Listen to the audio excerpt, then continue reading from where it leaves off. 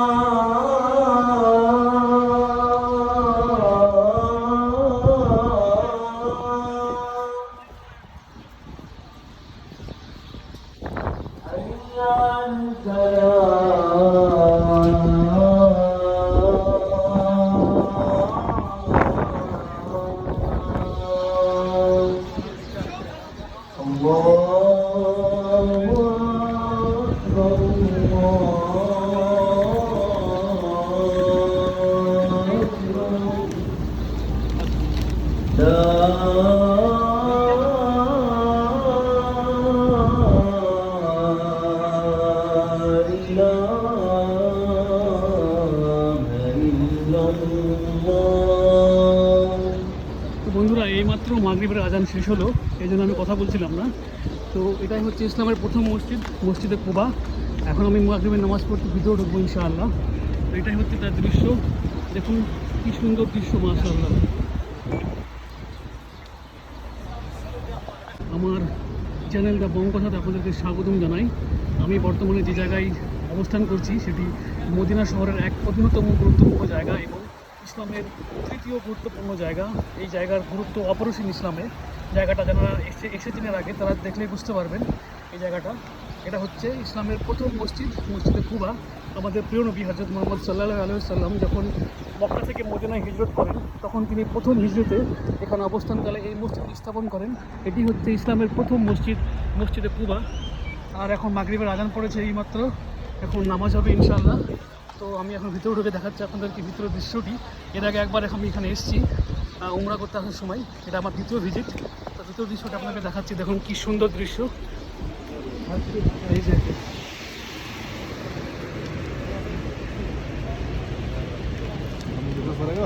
এর আগে যখন আমি এসেছিলাম এখানে এত মানুষ ছিল না, আর এরকম সিকিউরিটি ব্যবস্থা ছিল না। ঈদের দিন আমি এসেছিলাম গতবার। এই যে কিছুক্ষণ পরে মাগরিবের আজান হবে, নামাজ হবে ইনশাআল্লাহ।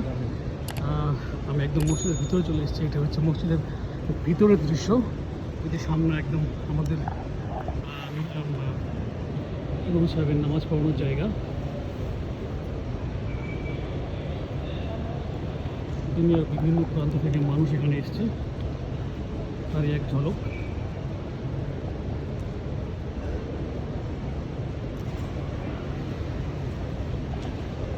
বাইরে প্রচুর বড় এরিয়া, মানুষ বাইরে নামাজ পড়তে পারবে।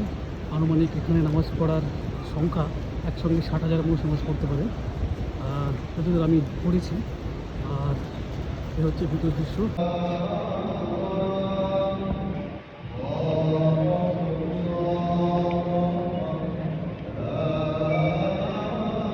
আসসালামু আলাইকুম বন্ধুরা, এইমাত্র আমি আমার মাগরিবের নামাজ শেষ করলাম মসজিদে কুবার ভিতরে। তো নামাজ শেষের এই যে বাইরের দৃশ্য দেখুন। এখনও নামাজ চলছে, যারা হয়তো পরে এসছে বা নফল নামাজ পড়ছে তারা এখনও নামাজ পড়ছে আমার পিছনে। আর আমার এই ঠিক পিছনে দেখতে পাচ্ছেন, এই যে আমার পিছনে, এটা হচ্ছে আমাদের ইমাম সাহেবের নামাজ পড়ানোর জায়গা। তো আমি ঠিক ওই ইমাম সাহেবের পিছনে 4-5 কাতার পিছনেই ছিলাম। তো নামাজ শেষ করলাম এই মাত্র মাগরিবের, আলহামদুলিল্লাহ। প্রচুর মানুষ। এর আগে একবার এসেছিলাম, এত মানুষ দেখিনি, যেহেতু দুপুরবেলা এসেছিলাম। বাট আজকে প্রচুর মানুষ, মাগরিবের নামাজ। আর এটা আজকে একটা সাধারণ দিন নর্মালি, যদিও বৃহস্পতিবার আজকে, এই দিনে মানুষ বেশি বাইরে বেরোয়। তারপর আজকে বিশেষ কোনো দিন না, একটা সাধারণ দিন, প্রচুর মানুষ। তো ইসলামের প্রতি মানুষের ভালোবাসার টান, এটা সত্যি খুব অকল্পনীয়, খুব সুন্দর জিনিস, এটা ভালো লাগার জিনিস। সবার মনে এরকম ইমান আল্লাহ দেখ, এটাই দোয়া করি। আর আপনাদেরকে দেখাবো এখন মসজিদের নববীর ভিতরে কোন জায়গায় আমাদের মহিলা অর্থাৎ মা বোনেরা নামাজ পড়ে। এই মসজিদে অনেকগুলো এন্ট্রি আছে, তার মধ্যে এটা একটা, ওইখানে একটা আছে, ওই যেখানে একটা। আর এছাড়া আমাদের মা বোনেরা যেখানে নামাজ পড়ে সেই জায়গাটি হচ্ছে ওই যে দেখতে পাচ্ছেন উপরে, ওই যে উপরে ব্রাউন কালারের যে কাঠের ব্যারিকেড দেওয়া আছে তার পিছনে নামাজ পড়ে। আর নিচে এই যে ব্রাউন কালারের দেওয়াল, পুরো দেওয়াল চলে যাচ্ছে, ওই দেওয়ালের পিছনে আমাদের মা বোনেরা নামাজ পড়ে। আর বাকি এই জায়গাটা হচ্ছে পুরো পুরুষদের জন্য, এখানে শুধুমাত্র পুরুষরাই নামাজ পড়তে পারবে। আর এটা পুরোটা হচ্ছে মসজিদে কুবার ভিতরের দৃশ্য এটাই। এছাড়া এর বাইরে অনেক বড় জায়গা আছে এইদিকে এবং এইদিকে। তো আমার চপ্পল যেহেতু এই গেটে, আমি দিক দিয়ে বেরিয়ে আপনাদেরকে আবার দেখাচ্ছি বাইরের দৃশ্যটা। এখন প্রায় সন্ধ্যার কাছাকাছি, সন্ধ্যা হয়ে গেছে প্রায়। তো মাগরিব যেহেতু শেষ করলাম, তো এই হচ্ছে ভিতরের দৃশ্য। এগুলো এখন টাঙানো আছে, অনেক সময় এগুলো খোলা থাকে।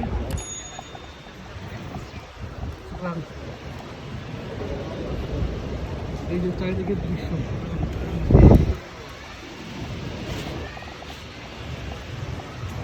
এখনও নামাজ চলে, অনেকে নামাজ পড়ে। বেরিয়ে গেলাম মসজিদে কুবার ভিতর থেকে। এর আগের বার আমাদের এক সাথীর নামাজ পড়ার সময় এখান থেকে হারিয়ে গিয়েছিল চপ্পল। তো এই যে চপ্পল রাখার জায়গা, চপ্পল নিয়ে ভিতরে ঢোকা যাবে না। আর এই হচ্ছে বাইরের দৃশ্য, প্রচুর মানুষ চারিদিকে। এই যে দৃশ্য, এখানেও সেই আমাদের মসজিদ নববীর মতো পাখা লাগানো আছে, দেখুন এই যে হাওয়া দিচ্ছে দেখুন। তো ব্যবস্থা খুব সুন্দর আছে মাশাআল্লাহ। আর এইটা হচ্ছে ওয়াশরুম ছেলেদের প্লাস ওজুখানা। আপনার ঠিক ওই যে গেট দেখতে পাচ্ছেন, ওদিকে ঢোকার গেট, তো গেটের পিছনে আছে মহিলাদের ওজুখানা এবং ওয়াশরুম, তার ঠিক পাশ দিয়ে আছে মহিলাদের প্রবেশের দৃশ্য। এটা হচ্ছে রাতের বেলার দৃশ্য।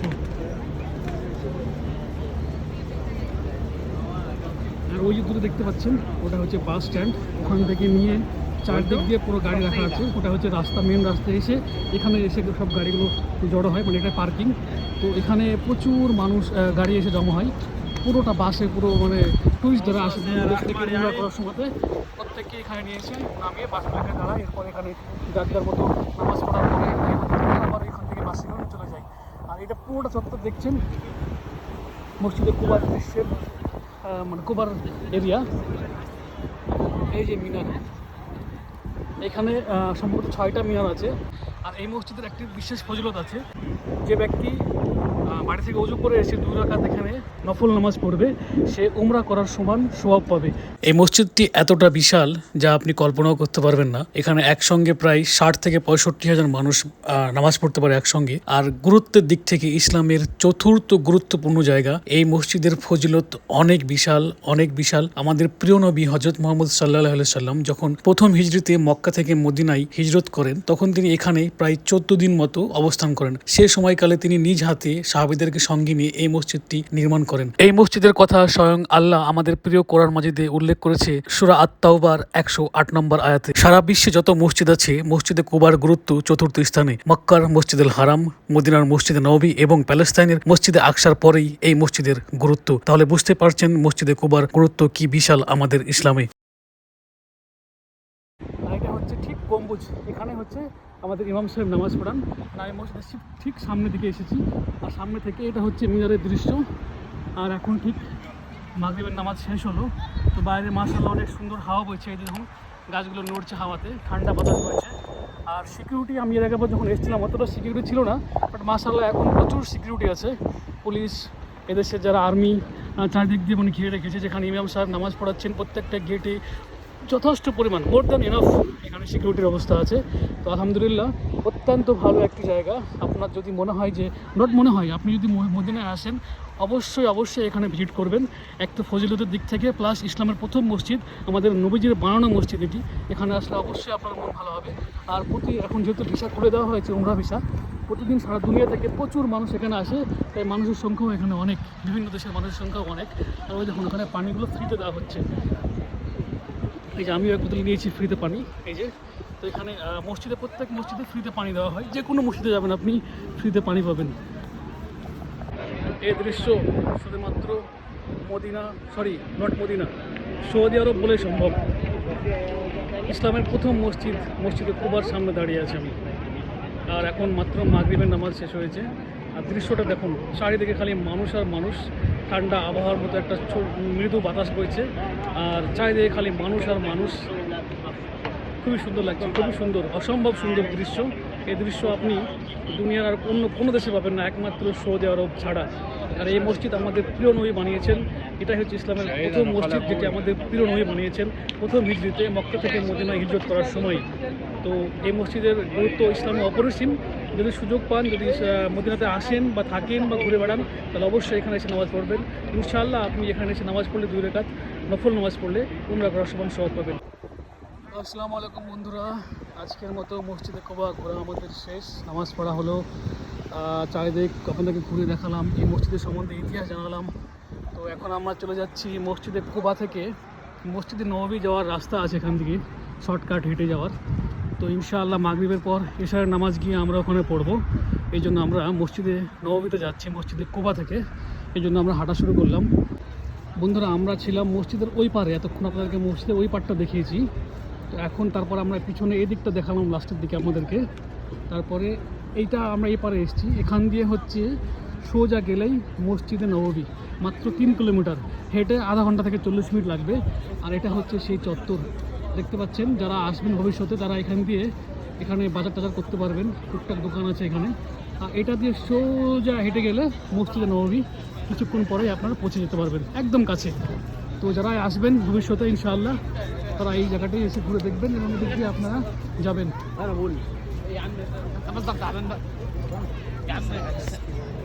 এখানে গাওয়া খাচ্ছে দেখুন বসে। এখানে একটা পার্ক টাইপের কিছু আছে ভিতরে যাওয়ার, এই যে গেট, ওখানে টিকিট কাউন্টার, আর এই যে গেট। আর এই সোজা হাঁটলে মসজিদে নববী। এটা হচ্ছে মসজিদে কুবা, তার পুরো দৃশ্য, এটা পুরো ভিউ। মানুষ দেখুন, আবহাওয়াটা খুব সুন্দর বইছে মাশাআল্লাহ। এরকম শাটল কার আছে এখানে দেখুন, গল্ফ কার, এটাতেও যাওয়া যায়। এখানে সাইকেল পাওয়া যায় অ্যাপের মাধ্যমে, কারিম সাইকেল, সেগুলোর মাধ্যমেও যাওয়া যায় মসজিদে নববী। বা পায়ে হেঁটেও যাওয়া যায়, ট্যাক্সি করেও যাওয়া যায়, বিভিন্ন মাধ্যমে যাওয়া যায়, যেভাবে ইচ্ছা আপনারা যেতে পারেন। এই যে ট্র্যাক বানানো আছে, এই ট্র্যাক দিয়ে সোজা হেঁটে গেলেই আপনি পৌঁছে যাবেন মসজিদে নববী।